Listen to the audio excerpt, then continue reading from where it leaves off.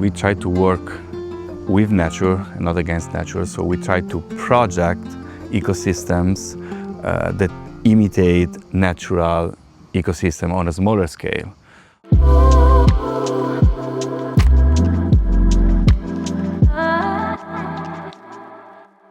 I think one of my strongest allies in farming are wolves.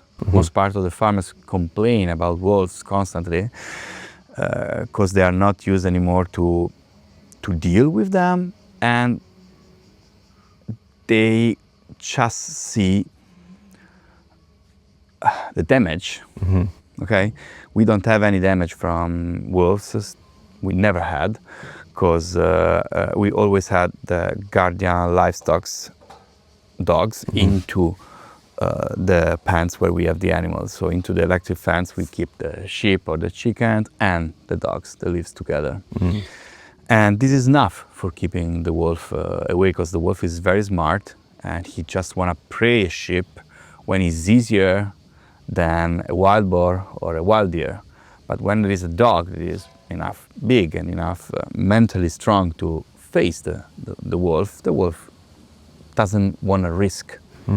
An injured wolf is a dead wolf. So they don't want to risk at all. And I noticed that since the wolves came back in the area 15 years ago, the wild boars decreased. They were unbalanced into the ecosystem. There were too many. And they keep all the populations of the wild deer constantly healthy, because if there is any wild deer that can be a little bit sick or weak, is the first one they eat. This different point of view change completely your life and your farm. Okay, when you have a problem, you have to try first of all to understand exactly how the life cycle of the actors involved are. For example, we keep a lot of birds, especially turkeys, if we can, during the late summer and beginning of the autumn, or chickens all year round, into the olive orchards, because one of the worst pest for the olives is called the mosca dell'olivo, a fly of the olives. I don't know exactly how it's called in English, but it can damage your harvest till the 80-90%. So it is something quite serious.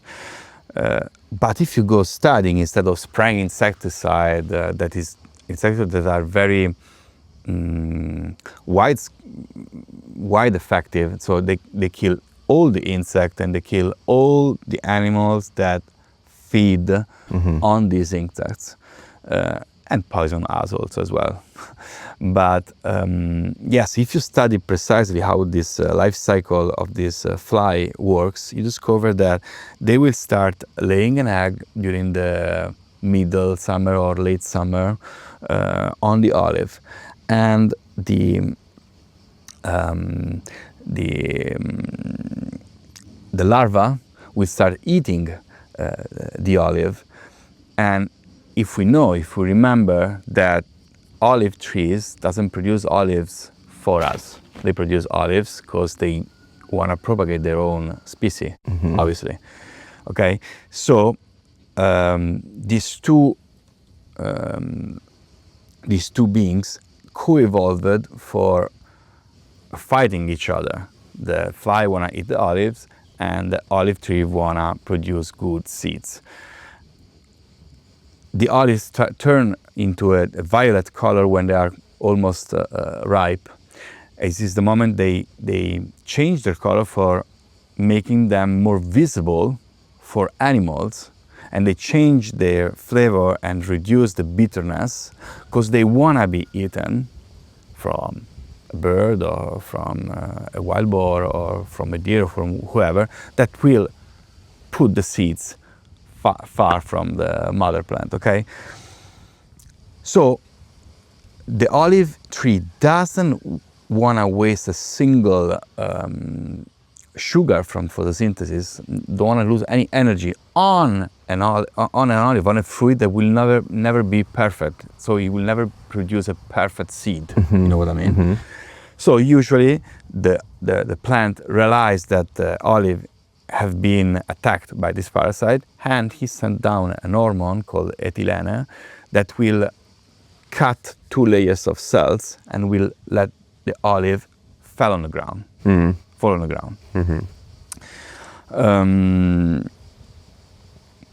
Because the plants want to just spend all the energy on the olives that are perfect. Okay, but the larva doesn't care about this, because on the ground she will go on eating the olive. Okay, and when she is ready, she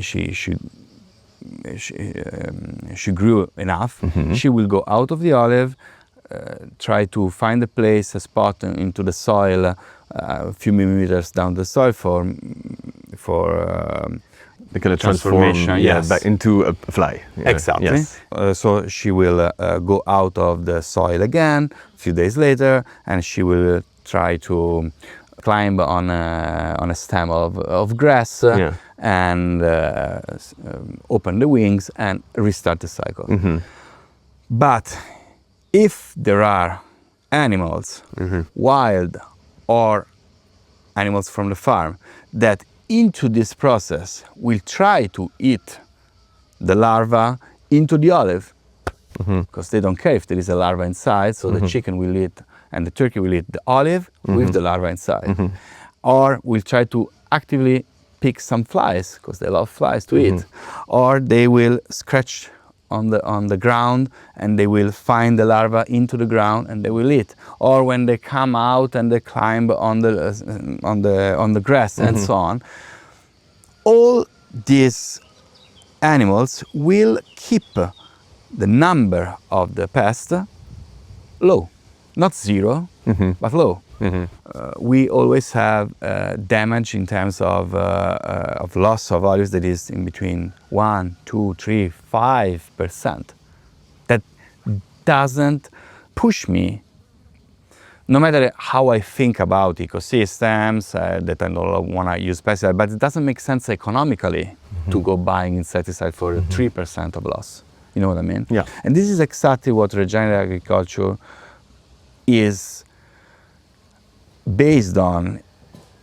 Is based on the idea of having in place solutions that are more effective and more economic than the average chemicals one. Yeah. So if I understand what you're telling me is that we have a tendency today's world of just treating symptoms, whether it's in medicine or in farming. It's kind of the same Exactly it is. thinking process, and we never look at the cause, and we never really solve the sort of systemic problem that this where it comes from. Yeah, exactly. But you're looking at it more from the systemic perspective. You're trying to look at the cause, the system as a whole. You mentioned the word holistic, right? Exactly. And you try to work from there, right? Exactly. I want to make you a very simple example. The ancient Greeks were saying that there were 2 kinds of medicines for the humans. The first kind is the medicine for the slaves. You have to cure the symptom very quickly, because the slave must go back to work. The other medicine is the one for the people that are free, that are wealthy, we now should say, that should investigate the deep root of the problem, analyzing the individual as a whole thing, and taking the time for solving the problem at the base, okay? For having a full, happy life.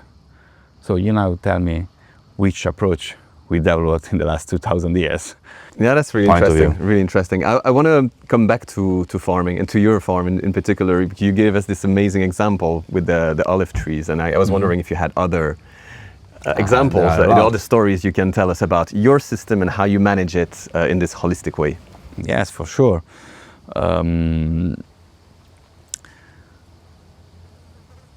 you know, different species are different because they use different niches into the ecosystem. And using a different niche into the ecosystem means using different resources, so eating different stuff.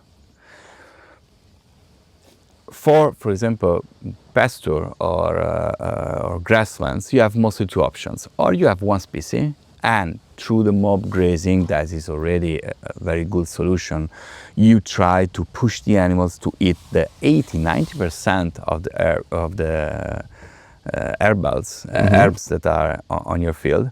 Or you have to correct artificially, because if the sheep doesn't like the thistle, for example, after 1 year, 2 years, 3 years, 4 years, which are the only plants that will completely develop and produce seeds?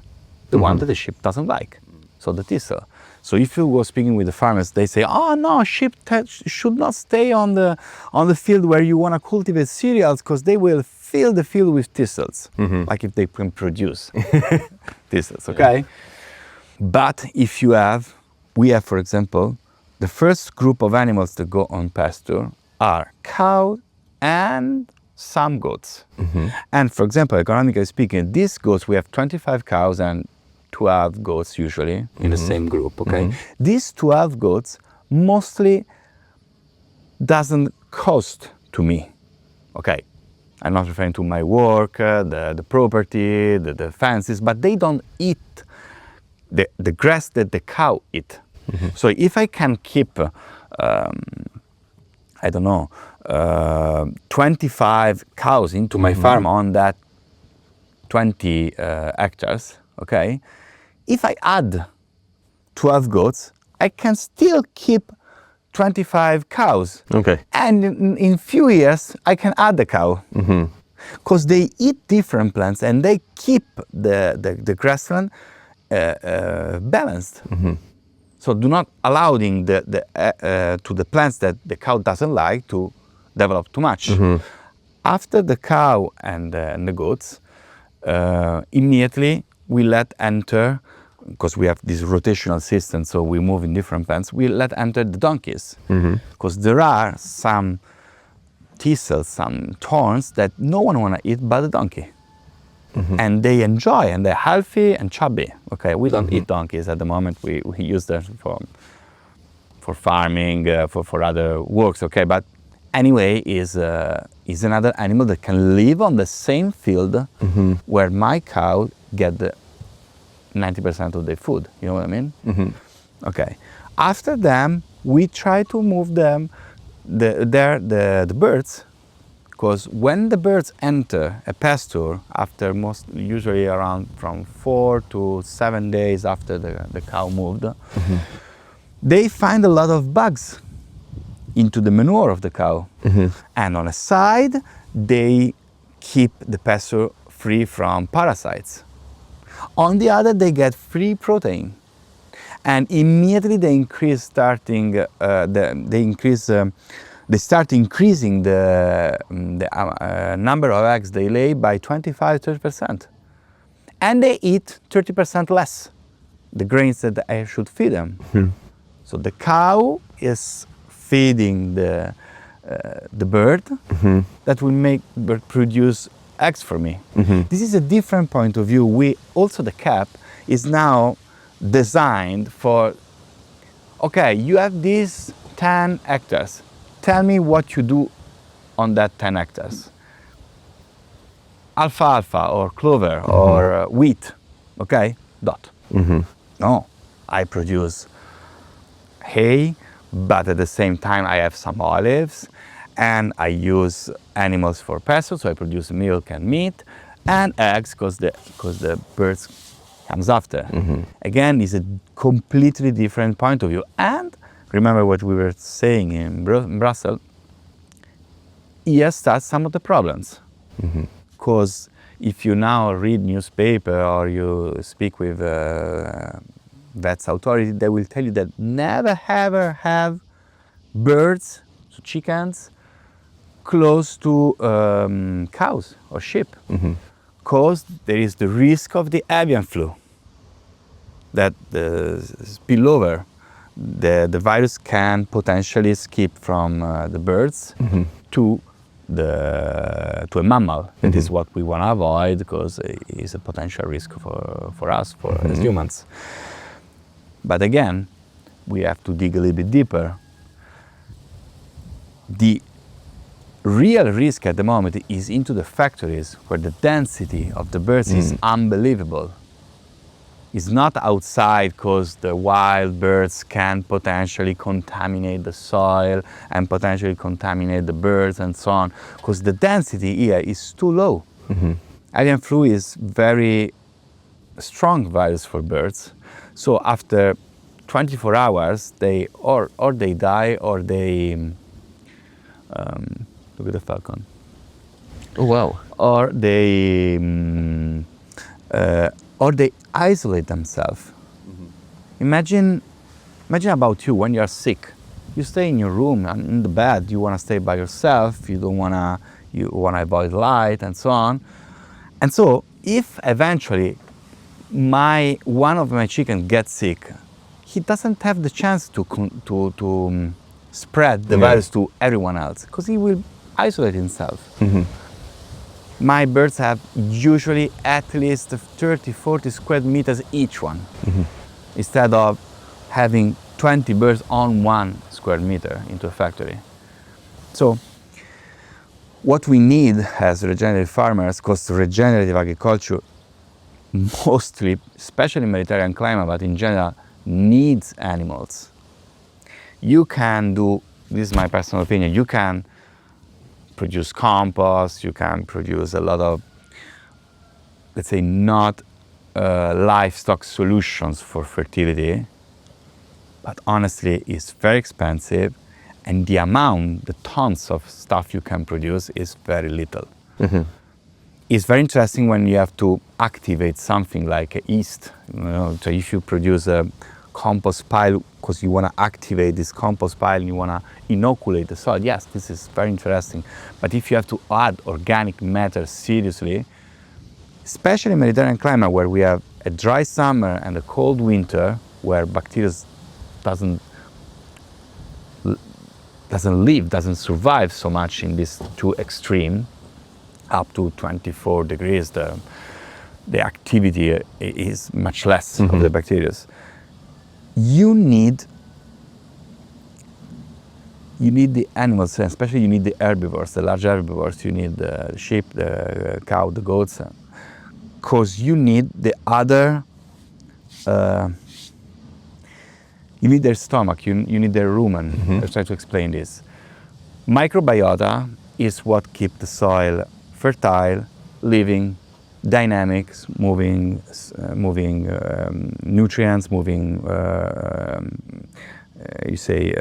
gases and water, okay, vertically and horizontally. If a dead soil can be fertile theoretically in terms of nitrogen, but that is dead. It doesn't work, okay?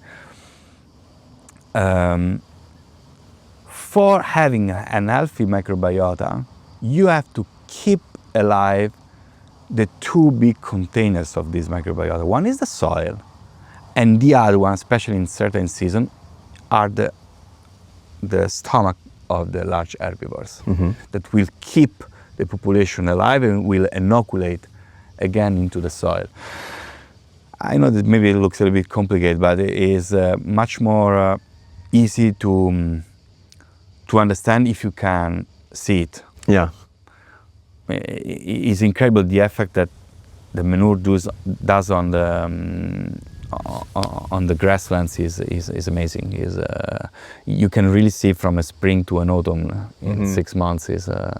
That's something that every farmer I've met who works with animals in a holistic way is absolutely convinced about. So that, I guess, it's something you can see, you can feel. You can touch it. Like people debate about things like that in classrooms or in studies or whatever. But the reality of being on the farm and feeling and seeing what it does to your land, and there's nothing that can be a better kind of proof of that. Absolutely. Right? Yeah. And especially at the beginning of the regeneration path, is a matter of meters. I mean, if you have an olive orchard and you have the mobile chicken tractor in the middle of the line, maybe the line is like mine are wide 6 meters, and the mobile chicken tractor is chicken coop is 3 meters wide.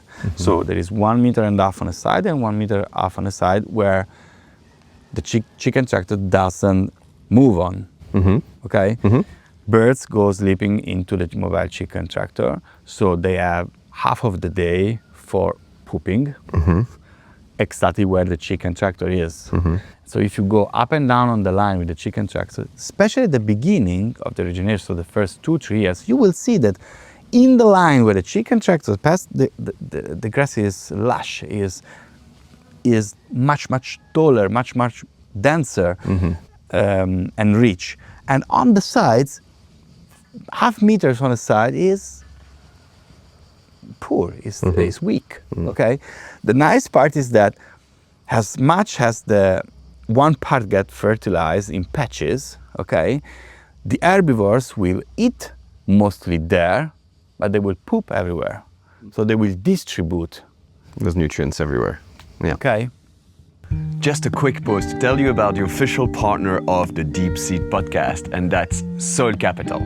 Soil Capital is a company that accelerates the transition to regenerative agriculture by financially rewarding farmers who improve the health of their soils. They are an incredible company. I love what they're doing, and I'm super proud to be partnering with them for the Deep Seed podcast.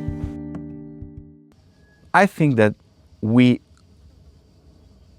at the moment, we are forgetting which is the main purpose of a farm. A main purpose of the farm is transforming sunlight into food. This is. Okay? When I speak to you about grass, people maybe can think, okay, but we cannot eat grass by itself. Yes, but grass is just an indicator that tells you that the soil is more fertile. So, okay, at the moment I'm feeding my animals with that grass and I will take food from my animals. But if I want to cultivate, I don't know, barley or apricots or whatever, I need a fertile soil. So that soil that now is just expressing grass is the one that can sustain a healthy tree. My trees, my olives, the one that I started 15 years ago, doesn't need any more even copper and sulfur, because they are so well fed from the ground, they don't need it. I want to make you another example. All the forms of life get sick when they are stressed, when their immune systems or their body cannot face a challenge, okay? So for a tree, one of the challenges is the water and the nutrients, because they cannot go searching for water and nutrients they need around them. When you reach a certain amount of organic matter, a very healthy microbiota into your soil, the grass you can see into my olive orchard, compared to the other olive orchard that is at the beginning of regeneration, at the beginning of regeneration, the grass become dry here first days of June, okay? In the other one, becomes dry half of July, end of July. So maybe 40, 50 days later means that the moist is into that soil for 40 days more every single year during the summer. And when it rains, the other one becomes green again with 2 small rains in a row, and the other one needs 4 or 5 rains. And during the winter, here we are 600 meters on the sea level, some morning can be quite cold, okay? And the grass on the not regenerated olive orchard become frozen, damaged by the frost at minus 0.5 Celsius, so immediately. On the other field, nothing happens the grass go on growing and is green and healthy till -3, -3.5.